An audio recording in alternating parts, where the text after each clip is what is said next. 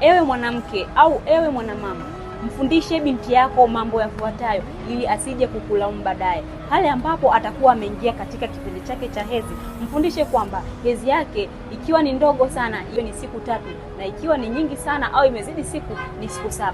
Lakini mfundishe kwamba hedhi haitakiwi kuwa na mabonge au manyama, lakini pia mfundishe kwamba hatakiwi kuvumilia maumivu ya kipindi chake cha hedhi, anatakiwa kuchukua hatua. Atakapokuwa nakutana na zile changamoto, utakuwa umemfunza ni kitu gani au ni jinsi gani afanye achukue hatua ili aweze kuondokana na changamoto hizo.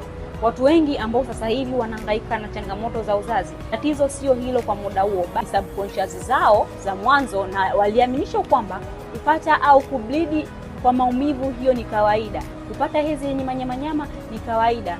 Sasa hakikisha unamwambia binti yako mapema kabla hajaingia kwenye changamoto za uvimbe katika kizazi, hajaingia kwenye changamoto ya ugumba. Lakini pia kama wewe ni mwanamke ambaye unasikiliza video hii leo, ama una mtoto wako wa kike ambaye anapitia changamoto hii, msikae kimya tu. Chukua namba yangu hapo juu, nitafute, nitumie ujumbe au nipigie simu ili niweze kukupa mwongozo zaidi ni kitu gani ufanye ili uweze kuondokana na changamoto.